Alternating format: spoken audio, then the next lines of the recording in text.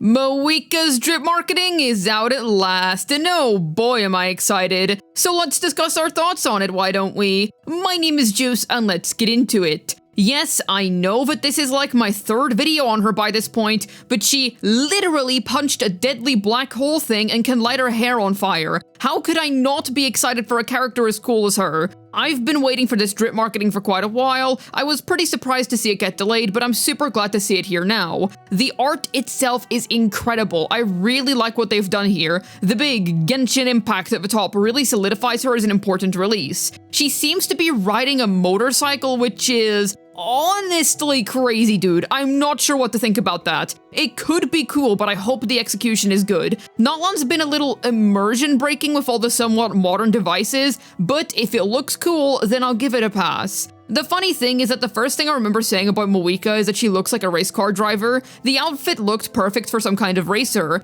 So I'm actually pretty surprised to see that be confirmed. I thought they were trying to give her a fireproof suit that just so happened to look like a racer suit. But no, she is literally a motorcyclist. It's a cool gimmick, just hoping the animations turn out to be good. In terms of what I personally want out of her kit, well, I've made a couple of general speculations regarding what I think she will realistically end up doing, but what if we push that aside for a moment to make way for what I'm wholeheartedly hoping for? I actually don't care about how she buffs my character of choice, as long as she buffs the guy, the dude in question being Kenichi. It's actually crazy how good his gameplay is. He is the most fun character in the game in terms of gameplay feel. He ended up becoming my favorite kid in the entire game. I seriously wasn't expecting a new number one in terms of gameplay. In terms of gameplay specifically, Venti is still my overall number one. But even so, dude did not have to try at all to find his way in my top 5 favorite characters. So all I care about is him getting buffed. If Mavuika makes him do 2 to 3 times the damage, then I'm on board with whatever her kit ends up being, honestly. They could take a different approach and make him easier to play too. Allow me to elaborate.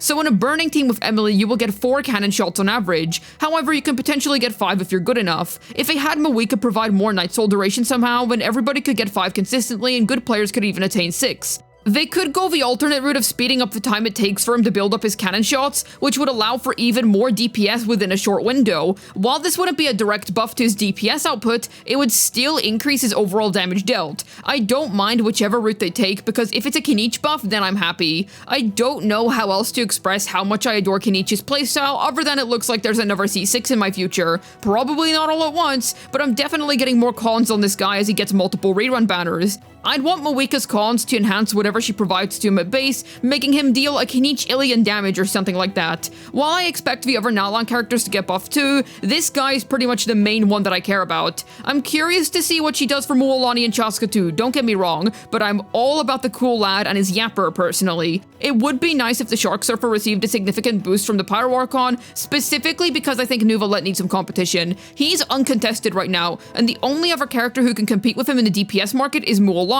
Mavuika buffing her up would finally restore a bit of balance to the game, but how much balance is debatable. Since we wouldn't be free of Nuvalet impact, we'd just be under new management. I have read some comments saying that they'd much prefer Mavuika to be a DPS because it makes far more sense for the character.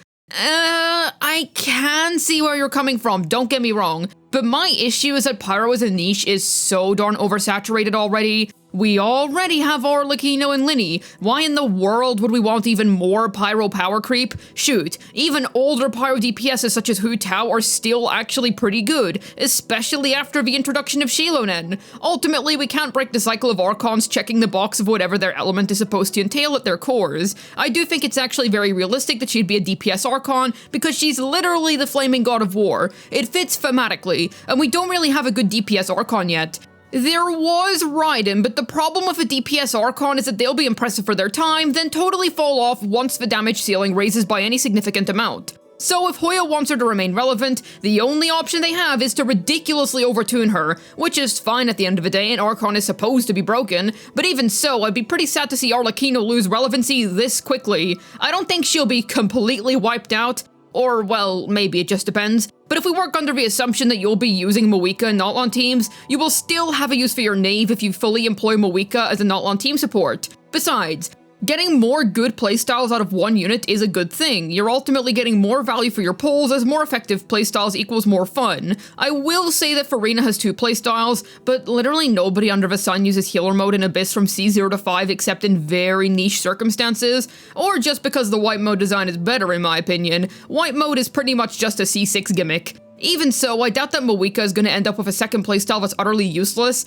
I think we can all look forward to a Raiden 2 of sorts, but I do hope that her off-field presence is a little more impactful. Raiden's Electro Ring has a slew of fantastic applications, but I would hope that whatever off-field capabilities the Pyro-Archon provides can have more utility than that. Still, if she does end up being a DPS, what the heck does that mean in terms of her constellations? Is she gonna completely shatter the game at C2+? For every Archon that's come out, they've progressively been getting better and better constellation lineups. Farina was a serious breakthrough, as she is one of the craziest lineups in the entire game in my opinion. Take that with a grain of salt, since my personal Farina is C6. So because Farina has become the literal peak of Archon constellations, what in the world should we be expecting from Mavuika cons? Let's hope for the best, I suppose. I'm seriously unsure of what to expect. I wouldn't be surprised if she became the new best C6 in the game upon rolling around. Rolling around? Get it? Okay, that was horrible anyways. Also, remember back when Notlon was in its lead up to release and there was the reveal of how different units were going to traverse the world? Well, considering that her drip has a freaking motorcycle in it, I'm pretty sure that we all know what her main travel gimmick is going to be. I just hope that the duration is impressive. I'm actually curious how a full Notlon travel team would do. Think about it. Mualani, Mavuika, Kinich, and either Shilonen for land or Chaska for air. That'd be a pretty nutty time. It also makes me wonder if combining all 4 is going to mean that you'll have enough uptime to explore with Notlon characters outside of Notlon. Think about it. Swap to the motorcycle, then to Mualani, then to Chaska or Shilonen, then Kinich grapple. You'll cover a lot of distance with that. I mean, I'd be surprised if you wouldn't, and I'd assume that cooldowns would have refreshed in time for you to restart the cycle. So, to all those of you who are interested in exploration power creep, I believe that Mavuika is most likely going to be one of the best exploration characters of them all, even outside of Notlon if that previous theory works. Obviously, it's flawed in the sense that you need multiple Notlon 5 stars in order to take advantage of the idea, but you could also replace them with other generally good exploration units such as Xianyan or Yalan in order to cover more ground. Or if you don't have any 5 stars in general and Mavuika is gonna be your first, then you can use Sayu with Lynette as a 4-star exploration combo. Obviously, this is assuming that her Night Soul duration doesn't completely suck, and that the motorcycle will work outside of Notlon in the first place. I'm pretty thrilled to see what that's gonna be like, but let's be real, chances are it's gonna be a very region-locked ability. If it works elsewhere for even a short amount of time, then that'll still be pretty darn good. But hey, I won't get up my hopes too high, I'm interested regardless. I would assume that she'll check all of the usual boxes when it comes to an Archon release. Great free-to-play friendliness while being equipped with an absurdly good Primogem-based investment path, with a crazy good C0 power level that's going to be highly relevant in the meta for at least 2 years, give or take. Notlon has been breaking regular Genshin conventions left, right, and center, so there's a high chance that this won't be followed by the folks at Hoyo this time around.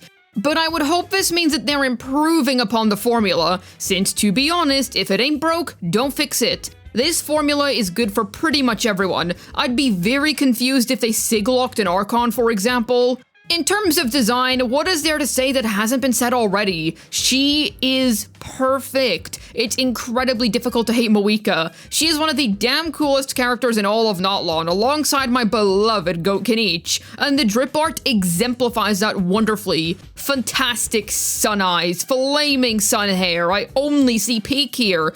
The main point of contention that folks seem to have with the design is that it's perhaps a little too modern for their tastes, which I can understand. I had that same feeling with Shilonen. It doesn't feel as prevalent here in my opinion, since here you can at least justify her wearing it due to her flaming hair. I'm so pleased with how she looks, and while I can understand the negative perspective on this design, I wouldn't have it any other way, personally. Mavuika is perfect, in my opinion. I can't begin to describe how excited I am. She and Kinich were the 2 Notlon characters that I was fired up for the most upon their reveals, aside from Capitano, since I'm not entirely sure if they're planning to kill him off or not yet. Make that 3 if he ends up surviving and becomes pullable. There is so much potential with her kit, and I seriously hope that she's well executed. I'm not sure how they could screw her up, to be honest. I mean, she'll be riding a motorcycle. That much is confirmed thanks to the art. But how in the world are they gonna make her fight with one? I've seen some people say that they're surprised that she's not a dragon rider or something like that, considering that Nouvellette told us that Nala will be a land of dragons, yet we haven't gotten that impression at all.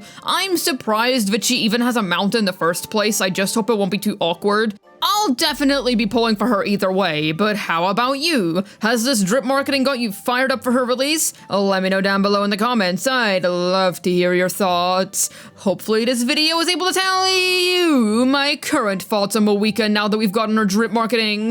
This has been Juice, signing out. And honestly, even if she did 0 damage, she'd still be a must pull, because she is lying when she says she's human, bro. Have you seen that fight cutscene? Jeez.